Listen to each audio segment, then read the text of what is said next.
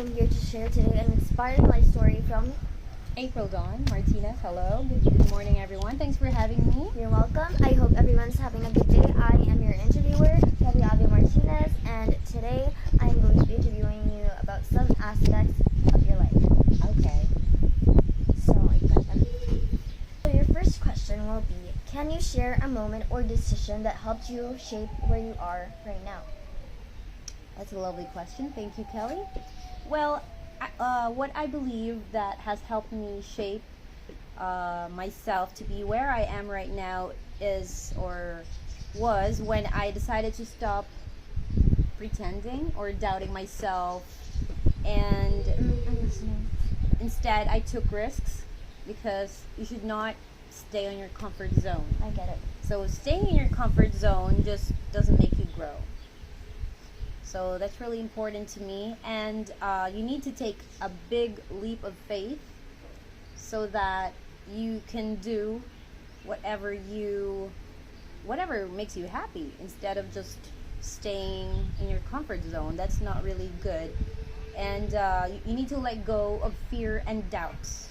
That's what I can really advise. That's really, yes. Letting go of fear is really important, because of course fear hinders to your goal. So yes, thank you. Okay, thank you for answering that question. I really understand and totally get where you're coming from. I see your point, and now we are going to be moving on to the next question. Who or what helped you motivate you whilst going through these experiences? What helped you motivate while you were going through these? Well, of course, what motivated me the most, or who motivated me the most, are my kids. My two kids, of course. And because of them, of course, I needed to be more stronger, fight for life, and have the courage to do anything. Because before, I didn't have that much courage, because I was always, I was not ready to do things and stuff. I was shy or whatever. But when I had kids, they helped me mold myself to become me. Yes, to become stronger, to fight for what is right. That is really important.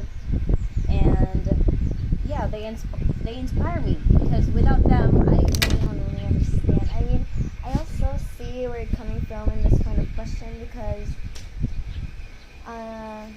I am your daughter, and I know how it feels. Okay, next for your third question.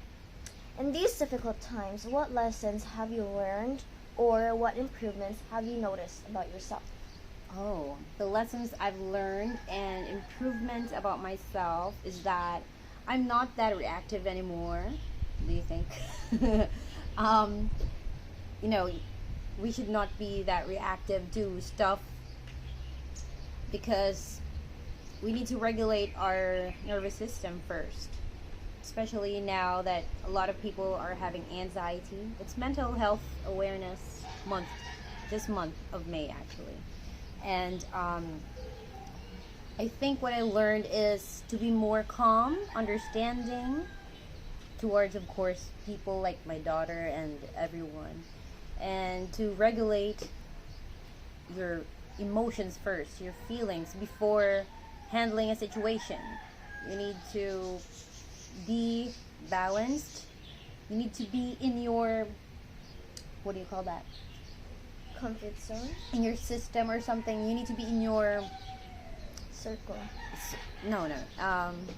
You need to be balanced, yes. Your chakras in your body, you need to balance those things first before it's like thinking before reacting. You should not just react and nothing's going good, because if you think first before reacting, that would make a drastic change. Because did you know that just really small changes, like just atomic habits is what you call. I've read that book. That's really good, by the way.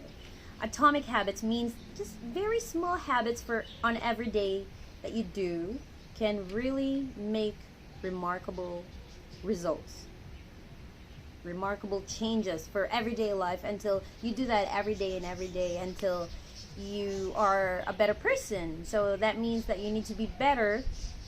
uh, I mean, you should not think like, oh, I should be, better than this person. I should be more better than that person. No, it's not like that. You should be more better today than you were yesterday. That's right. Oh, you've heard of that. So that's really a great lesson to learn, and I think an advice as well from me, if you may. And yeah, those are the improvements, and that would really shape or mold you into a better person. All right, thank you for sharing. Yet again, I totally understand where you're coming from. I've heard some of those phrases, and I've also read the books you've read, That's cool. and I've also read some of the books you've read, and I've also learned and saw your improvement, of course, as again, I am Really? your daughter. Sometimes I do. So I what she's saying is the truth, and I totally get it, and I understand. And okay, now for your next question, for the fourth question we have, how much did these experiences impact onto your life? Or if I might say, how much did these experiences or drastic changes change yourself to mold yourself into becoming a much more better person, or just becoming improved? How did these experiences change you? Wow, it's really a hard question, but I'll try to answer. Well, how much improvement? Really, really big improvement, especially with the books I've read. A lot of books. Before, I wasn't really a book reader, and you know that, right?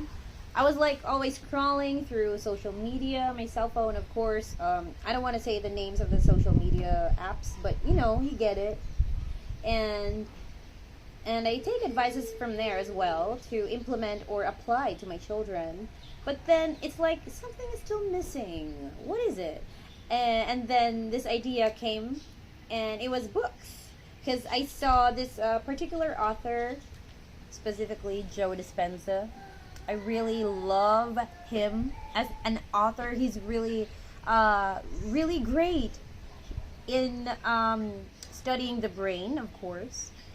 And that's when I knew how our brain works, that mind and brain are separate, but they're still the same. I don't know how to explain that, but he also means that every time or before you react to something, you should think greater first. Greater than your emotions. Greater than your emotions, than your feelings. So before you before you... I'm listening. Like you're getting angry and stuff, you think first, like, oh wait, I need to think greater first.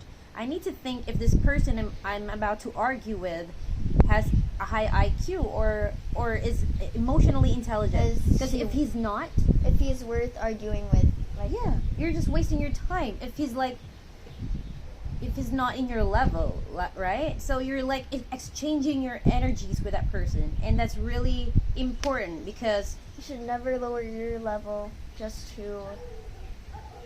Yeah, you should just be who you are. Just be better today, every single day than who you were before the past, And yeah. Yes, that's it. So, can you tell me more about how these experiences, I've already said this, but I want to hear more. How exactly did Joe Dispenza impact onto your personal life? Well, I guess I learned, most of all, is the most important thing that he taught in his books. He has 4 books. I've only read just one, and I'm about to finish it. It's called Breaking the Habit of Being Yourself. Because they say once you turn 30, or I think he said 35, so I think I still have a chance because I'm 34, right? So once you turn 35, that means that the past things, or the autopilot thing, like you're on autopilot doing reactive things, emotional things, getting angry and not getting calm, not getting regulated things, would, I think, stay forever unless you do meditations every day. So meditation is the number one thing that can help people, especially with mental health. Yes, and that's really a great impact for me, because when I learned meditation, it helped me realize and know who I am. Because we should not concentrate on the external things like the environment, the time, and the people in the external world. We need to first meditate and know, and know yourself inside, to have your heart and your brain or your mind cohesive. It needs to be cohesive. It needs to be the same level so that you can do what you want. So I really learned that, and that really made a great impact on my life, because I'm applying that every day. I do meditations every day if I can, in the morning, usually at 5 o'clock in the morning, if I'm not too tired. Yes, that's what I do, meditation. Alright, I've actually learned or researched some of those meditations about Joe Dispenza before, and he is a really smart guy, and I admire his He's work. a doctor in psychology, so he's really good. I noticed that he has impacted a big much onto your life, because almost every single thing you do is inspired or motivated by him. So Yeah, he's yeah, my favorite. I can tell. So for your third to last question, we have, okay, do you have any advice, now for your fifth question, do you have any advice for anyone who is going through any similar experiences or tough times that you went through, and if someone did, and you met them, what will you say to them? Advices, right? You said. Yeah, what I advise for people that have experienced mental health issues, I guess, is to ask for help. Of course, help is always available, and do not be so reactive to everything. We need to be calm and understand each other, communicate. You need to understand each other more so that you can communicate better, to have more good relationships in your life. And yeah, just be there for the person. Always let them know you love them, you care for them.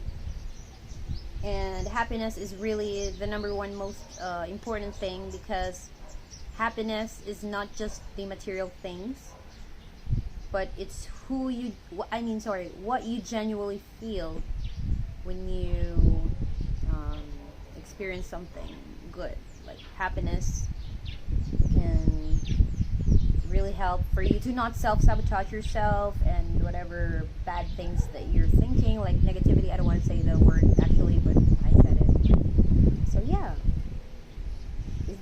Did I answer your question? I mean, you helped anyone. That advice was actually good, because I think if anyone had a daughter or a son or any family member, a wife, husband, or something like that, who was going through issues with their mental health, through your advice, they would know how to help their person better. Yes. You should always be there. Ask them if they need a hug, if they need help, or always ask them, like, are you okay? How are you? Always, like, if you remember the person, suddenly remember him or her or a friend, anyone that you're close to or you care for. You can just message them. It just takes a minute. Like, hey, how are you? How have you been doing? I'm here if you need to talk. Something like that, right? That's really important. And what would you say if the person that was going through this was struggling by themselves? They have no one to go to, and anyone they want to talk to isn't too trusted. Oh my gosh, that's really difficult, because you should have a loved one by your side always.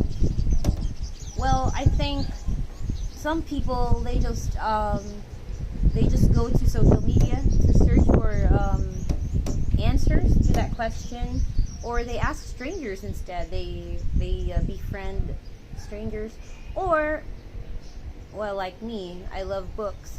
I met some friends before, and they said the books helps them. There are books available for anxiety, depression, panic attacks, available out there. Workbooks, yeah, you can answer them, and it's really great.